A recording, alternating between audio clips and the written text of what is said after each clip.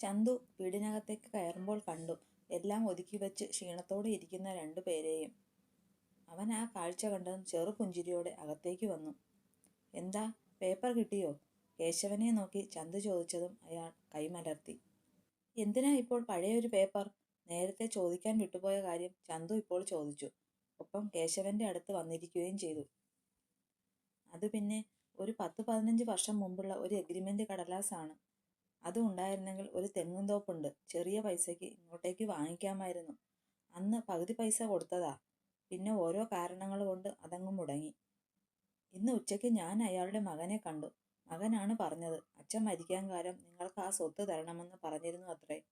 അന്ന് എഴുതിയ എഗ്രിമെന്റ് കടലാസും കൊണ്ട് പോയാൽ ബാക്കി ക്യാഷും കൊടുത്താൽ ആ പറമ്പ് ഇങ്ങ് കിട്ടും.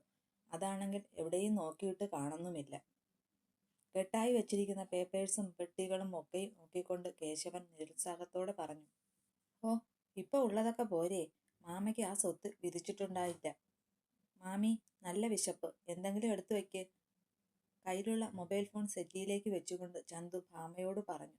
അവിടെ നിന്ന് എഴുന്നേക്കാൻ പോകുമ്പോഴാണ് മൊബൈൽ ഫോൺ വെച്ചതിന്റെ തൊട്ടപ്പുറമായുള്ള കുറച്ച് ഫോട്ടോസ് ചന്തുവിന്റെ കണ്ണിൽ പെട്ടത്. അവൻ വീണ്ടും എഴുന്നേറ്റടുത്തേക്ക് തന്നെ ഇരുന്നു. ഒപ്പം ആ പഴയ ഫോട്ടോസ് കയ്യിലേക്ക് എടുക്കുകയും ചെയ്തു. കുറച്ചു നേരം ആ ഫോട്ടോയിലേക്ക് തന്നെ അവൻ നോക്കി. മാമി, ഇതാരാ? പഴയ ബ്ലാക്ക് ആൻഡ് വൈറ്റ് ഫോട്ടോ ആയതുകൊണ്ട് തന്നെ അതിലെ മുഖങ്ങൾ അവന് കൂടുതലായി തിരിച്ചറിയാൻ കഴിഞ്ഞില്ലെങ്കിലും അതിലൊരു മുഖം അവന് നല്ല പരിചയമുള്ളതുപോലെ തോന്നി. ആ തോന്നലോടെയാണ് എഴുന്നേക്കാൻ പോയ ഭാമയുടെ നേർക്ക് ആ ഫോട്ടോ ചൂണ്ടിക്കൊണ്ട് ചന്തു ചോദിച്ചത്. ഏത്? നോക്കട്ടെ. ഭക്ഷണം എടുത്ത് വെക്കാനായി അവിടെ നിന്നും എഴുന്നേറ്റ് പോകാൻ നിന്ന ഭാമ അവന് നേർക്ക് ഫോട്ടോയ്ക്ക് വേണ്ടി കൈനീട്ടി. അപ്പോൾ തന്നെ തന്റെ കയ്യിലുള്ള ഫോട്ടോ ചന്തു ഭാമയ്ക്ക് കൊടുക്കുകയും ചെയ്തു. അല്പസമയം ഭാമ ആ ഫോട്ടോയിലേക്ക് തന്നെ നോക്കി നിന്നു. ആരാ മാമി അതിലുള്ളത്? ഫോട്ടോയിലേക്ക് മാത്രം ശ്രദ്ധ കൊടുത്തിരിക്കുന്ന ഭാമയോട് ചന്തു ചോദിച്ചതും ചെറുപുഞ്ചിരിയോടെയും അതേപോലെ ചെറിയ വേദനയോടെയും ചന്തുവിനെ നോക്കി. എന്റെ ഉറ്റ കൂട്ടുകാരികളാ, ചന്തുവിനോട് പറഞ്ഞുകൊണ്ട് ഭാമ വീണ്ടും ആ ഫോട്ടോയിലേക്ക് നോട്ടമെഴുതി. ഞാൻ ഇതിലെ ചിലരെ എവിടെയൊക്കെയോ കണ്ടതുപോലെ. ഹേയ്, നീ കാണാൻ വഴിയില്ല. അന്ന് നീ ഡൽഹിയിലായിരുന്നു. എന്നെ കേശവേട്ടൻ കല്യാണം കഴിച്ച് ഇവിടേക്ക് കൊണ്ടുവന്നപ്പോൾ തൊട്ടുള്ള കൂട്ടായിരുന്നു. ഞങ്ങൾ 4 പേരാണ്. ദേ, ഇവളാണ് എൻ്റെ ഉറ്റ ചങ്ങാതി. പറയുന്നതിനോടൊപ്പം ചന്തുവിൻ്റെ അടുത്തേക്ക് നീങ്ങിക്കൊണ്ട് ഫോട്ടോയിലെ ഒരാളുടെ രൂപത്തിലേക്ക് മാത്രം ഭാമ കൈ ചൂണ്ടി നിറഞ്ഞ സന്തോഷത്തോടെ പറഞ്ഞു. അതേസമയം ചന്തുവിനും ആ മുഖമായിരുന്നു പരിചിതമായത്. ഇവർ?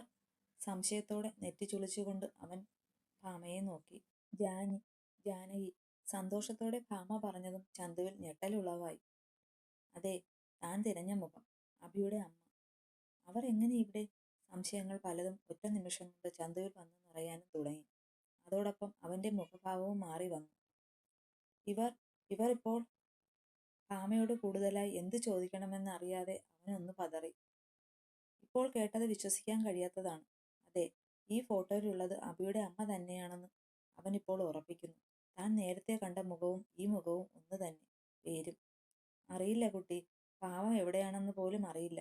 ഏതൊക്കെയോ ഓർമ്മയിൽ ഭാമയുടെ ശബ്ദത്തിലും വേദന ഉളവായി. ഒപ്പം കണ്ണുകളിൽ നീർത്തിളക്കവും വന്നു. ഈ ജാനി ആരാണെന്നറിയാമോ?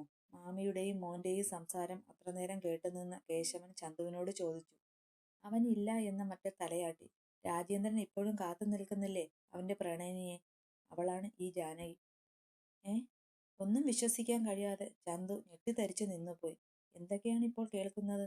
താൻ കണ്ടതൊന്നും അവന് ഉൾക്കൊള്ളാൻ കഴിയുന്നില്ല. അതെ, അന്ന് രാജേന്ദ്രന്റെ അച്ഛൻ ഇവിടെ നിന്നും പുറത്താക്കിയതാ ഇവിടുത്തെ കാര്യസ്ഥനെയും അയാളുടെ മകളെയും. കാര്യസ്ഥന്റെ മകളായിരുന്നു ഈ ജാനകി. നമ്മുടെ രാജേന്ദ്രന്റെ പ്രണയവും. അതറിഞ്ഞിട്ടാണ് ജാനകിയെ ഇവിടെ നിന്നും പുറത്താക്കിയത്. എനിക്കിപ്പോഴും മറക്കാൻ കഴിയുന്നില്ല കേശേട്ട ആ ഒരു ദിവസം. ജാനി കണ്ണുനീരോടെ നമ്മളെ അഭയത്തിനു വേണ്ടി നോക്കിയത് ഓർക്കുന്നുണ്ടോ കേശവേട്ടൻ? പറയുമ്പോൾ ഭാമയുടെ ശബ്ദം ഇടറിയിരുന്നു. വലിച്ചുകൊണ്ടു പോകുമ്പോഴും അകത്തുനിന്ന് മുറവിളികൾ കേൾക്കുമ്പോഴും അവളൊരു പ്രതീക്ഷയോടെ തങ്ങളെ നോക്കിയിരുന്ന നോട്ടം മറക്കാൻ കഴിയുമോ? എന്നിട്ട് ആ കാർന്നോർ എന്ത് നേടി? മകൻ ജീവിതം പോലും ഇല്ലാതെ ആർക്കോ വേണ്ടി ജീവിച്ചു തന്റെ ജീവിതം നശിപ്പിച്ചു. എന്തൊക്കെയാ നിങ്ങളീ പറയുന്നത്? ഇവരെ ഞാൻ കണ്ടിട്ടുണ്ട്. ഭാമയും കേശവനും പരസ്പരം സംസാരിക്കുന്നത് അത്രയും നേരം കേട്ടുനിന്ന ചന്തു അവിടെ നിന്ന് എഴുന്നേറ്റു. കാണാനോ? ദേ, ഈ കേരളം മുഴുവൻ അരിച്ചു പെറുക്കിയിരുന്നു രാജേന്ദ്രൻ. ഇപ്പോഴും അവൻ അന്വേഷിക്കുന്നുണ്ട്. കേശവനും അവന്റെ ഒപ്പം അവിടെ നിന്ന് എഴുന്നേറ്റു. മതി ഇതിനെക്കുറിച്ച് സംസാരിച്ചത്.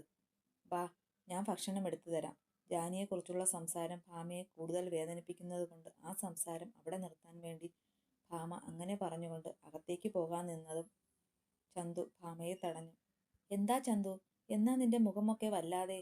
തന്നെ തടഞ്ഞ ചന്തുവിനെ നോക്കിയതും അവന്റെ മുഖത്ത് മാറ്റം വന്നത് ഭാമ ശ്രദ്ധിച്ചു. ഞാൻ ഈ ജാനകിയെ ഇന്ന് കണ്ടിരുന്നു. എന്തൊക്കെയാ ചന്തു നീ പറയുന്നത്? ചന്തു പറയുന്നത് വിശ്വസിക്കാൻ കഴിയാതെ കേശവനും അവരുടെ അടുത്തേക്ക് വന്നു. കാണുക മാത്രമല്ല, സംസാരിച്ചിരുന്നു. ഞാൻ ഇന്ന് ഇവരുടെ വീട്ടിൽ പോയിരുന്നു. നീ സത്യമാണോ പറയുന്നത്? നിനക്ക് ആള് മാറിപ്പോയതൊന്നുമല്ലല്ലോ? പ്രതീക്ഷയുടെ ഒരു തിരിവട്ടം ഭാമയിൽ ഉദിച്ചു. എന്നാണെങ്കിലും കേൾക്കാൻ ആഗ്രഹിച്ച ഒരു വാർത്ത. സത്യമാണോ മിഥ്യയാണോ ഒന്നും അറിയുന്നില്ല. ആ പ്രതീക്ഷയോടെ സന്തോഷത്തോടെ ചന്തുവിന്റെ വാക്കുകൾക്കായി കാതോർത്തു ഭാമ. നീ ജാനകിയെ തന്നെയാണോ കണ്ടത്? പറയുന്നത് വിശ്വസിക്കാൻ കഴിയാതെ കേശവൻ വീണ്ടും ചോദിച്ചു. അതെ, ഞാൻ കണ്ടത് ജാനകിയെ തന്നെ. പക്ഷേ ഇവർ ഇപ്പോൾ രാജമാമയുടെ പ്രണയിനിയല്ല. എന്തൊക്കെയാ ചന്തു നീ പറയുന്നത്? എനിക്കൊന്നും മനസ്സിലാകുന്നില്ല. അവന്റെ സംസാര രീതി ഒട്ടും മനസ്സിലാകുന്നുണ്ടായിരുന്നില്ല ഭാമയ്ക്ക്. ഈ ജാനകിയാണ് അഭിയുടെ അമ്മ. തനിക്ക് അറിയാവുന്നത് രണ്ടുപേരുടെയും മുന്നിൽ തുറന്നു കാട്ടി ചന്തു. അഭി? ഹർഷന്റെ ഞെട്ടലോടെ കേശവൻ അവനെ നോക്കി. അതെ, ഞാൻ പറഞ്ഞില്ലേ കേശേട്ടാ, എൻ്റെ ജാനിയെപ്പോലുണ്ട് അഭിമോളെന്ന്. ഇപ്പോൾ എന്തായി? ഞാൻ പറഞ്ഞതുപോലെ തന്നെ ആയില്ലേ? അപ്പോൾ കേശവേട്ടനല്ലേ എന്നെ തടഞ്ഞത്? അല്ലെങ്കിൽ കുറച്ച് ദിവസങ്ങൾക്ക് മുമ്പേ എൻ്റെ ജാനിയുടെ അടുത്തേക്ക് എനിക്ക് എത്താമായിരുന്നില്ലേ? പൊട്ടിക്കരച്ചിലൂടെ തൻ്റെ ഭർത്താവിൻ്റെ ചുമലിലേക്ക് വിതുമ്പിക്കൊണ്ട് വീണ് ഓരോന്ന് പറഞ്ഞു ഭാമ. ഭാമേ, നീ കരയാതെ. തൻ്റെ ചുമലിൽ വിതുമ്പിപ്പൊട്ടി കരയുന്നവളെ ആശ്വസിപ്പിക്കുന്നവനോടൊപ്പം ധരിച്ചു നിൽക്കുന്ന ചന്തുവിനെയും കേശവൻ നോക്കി. എനിക്ക് അവളെ കാണണം കേശവേട്ട. ഭാമയുടെ കരച്ചിൽ ചീളുകൾ ഉയർന്നു. നീ കരയാതെ, നമുക്ക് പോകാം. ഭാമയെ ആശ്വസിപ്പിച്ചുകൊണ്ട് കേശവൻ അവളെ സോഫയിലേക്ക് ഇരുത്തി. നീ എവിടെ വച്ചാണ് ജാനകിയെ കണ്ടത്? നീ ഇന്ന് അഭിയുടെ വീട്ടിൽ പോയിരുന്നോ? ചോദ്യങ്ങൾ ഒരുപാടുണ്ടായിരുന്നു കേശവന്റെ മനസ്സിൽ. അതുകൊണ്ട് തന്നെ ചന്തുവിൻ്റെ അടുത്ത് അതിനൊക്കെ ഉത്തരമുള്ളൂ എന്ന് കേശവനെ അറിയുന്നത് കൊണ്ട് തന്നെ ഓരോ ചോദ്യങ്ങളായി ചോദിക്കാൻ തുടങ്ങി കേശവൻ. പോയിരുന്നു. തൃശ്ശൂർ ഒരു കോളനിയിലാണ് അവർ താമസിക്കുന്നത്. പക്ഷേ അവിടെ അവർ ജാനകി എന്ന പേരിലല്ല, സാവിത്രി എന്ന പേരിലാണ് അറിയപ്പെടുന്നത്. അങ്ങനെ വരാനേ വഴിയുള്ളൂ. അല്ലെങ്കിൽ ജാനകി എന്ന പേരിൽ എവിടെയെങ്കിലും ഉണ്ടായിരുന്നെങ്കിൽ രാജേന്ദ്രൻ കണ്ടുപിടിച്ചേനെ. ഇനി പറഞ്ഞിട്ടും കാര്യമില്ല. അവനോടെങ്ങനെയാ ഈ കാര്യമൊക്കെ പറയുക? അവനിപ്പോഴും അവളെ പ്രതീക്ഷിച്ചു നിൽപ്പല്ലേ? ജാനിയുടെ കല്യാണം കഴിഞ്ഞു കുട്ടിയുമായി. കേശവേട്ട! കേശവൻ സംസാരിക്കുന്നതിനിടയിൽ ഭാമ ഇടറിയ ശബ്ദത്തോടെ വിളിച്ചു. എന്താണെന്ന അർത്ഥത്തിൽ അപ്പോൾ തന്നെ കേശവനും ചന്തുവും ഭാമയെ നോക്കി. ജാനി ഇവിടെ നിന്ന് പോകുമ്പോൾ ഗർഭിണിയായിരുന്നു.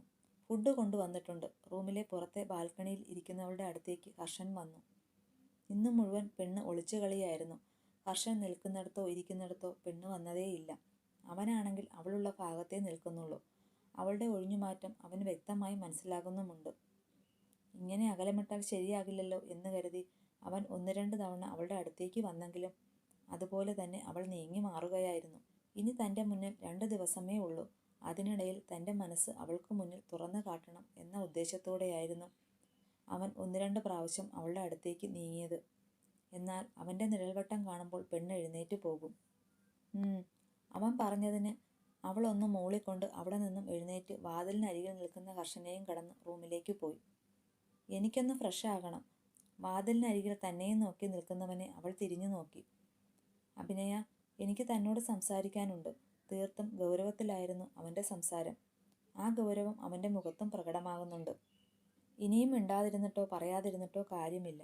അതുകൊണ്ട് തന്നെ തൻ്റെ മനസ്സ് അവൾക്ക് മുന്നിൽ തുറക്കാൻ അവൻ തയ്യാറായി നിൽപ്പാണ്. എന്ത് സംസാരിക്കാൻ?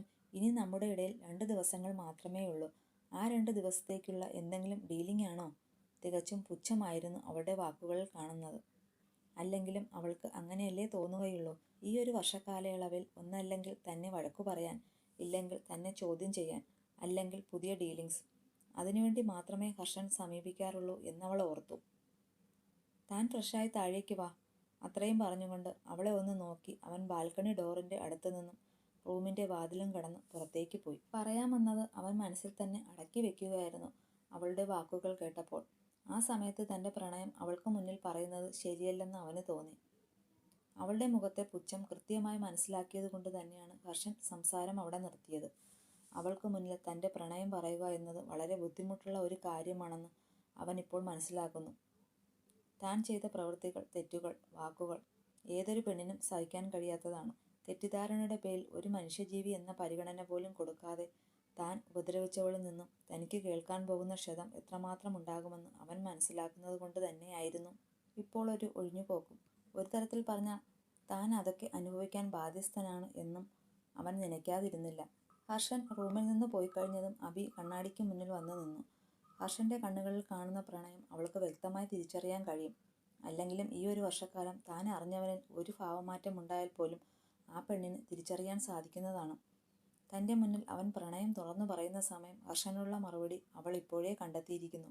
എവിടേക്കോ അവനോടൊരു ഇഷ്ടമുണ്ടെങ്കിലും തന്നോട് പറഞ്ഞ വാക്കുകൾ, പഴികൾ ഒരു പെണ്ണിനും സഹിക്കാനോ പൊറുക്കാനോ കഴിയാത്തതാണ്. മനസ്സൊരു കടിഞ്ഞാൽ പൊട്ടിയ പട്ടം പോലെയാണ്, ഒന്നിലും ഉറച്ചു നിൽക്കാതെ പറക്കുന്നൊരു പട്ടം. അഭിനയ്ക്ക് അവനോട് പ്രണയമുണ്ടോ? സ്വയം എന്ന പോലെ കണ്ണാടിയിൽ അവൾ ചോദിച്ചു. തൻ്റെ മനസ്സ് തന്നോട് തന്നെ തുറന്നു കാട്ടുക എന്നതാണ് തൻ്റെ സമസ്യയ്ക്കുള്ള പോംവഴി എന്നവൾ കരുതി. നിന്റെ കണ്ണുകളിൽ കാണുന്നു അവനോടുള്ള പ്രണയസാഗരം. എന്തിനാ നീ അവനെ അകറ്റി നിർത്തുന്നത്? എന്തിനാ നീ അവനിൽ നിന്ന് ഒഴിഞ്ഞു പോകുന്നത്? നിന്റെ മനസ്സിലെ പ്രണയം അവന് മുന്നിൽ തുറന്നു പറഞ്ഞൂടെ? പുഞ്ചിരിച്ചു പറയുന്ന തൻ്റെ പ്രതിബിംബത്തെ അവൾ അല്പസമയം നോക്കി. താൻ അവനെ പ്രണയിക്കുന്നുണ്ടോ? അല്ലെങ്കിൽ തൻ്റെ തോന്നലാണോ? പിന്നെ എന്തിനാ അവനിൽ നിന്ന് താൻ ഒഴിഞ്ഞു പോകുന്നത്? ആ കണ്ണുകളിൽ കാണുന്ന പ്രണയത്തെ ഭയക്കുന്നത്? സംശയങ്ങളുടെ ഒരു കൂമ്പാരം അവളുടെ മനസ്സിൽ അലയടിച്ചു. അവസാനം അവൾ തന്നെ ഒരു ഉത്തരവും കണ്ടെത്തി.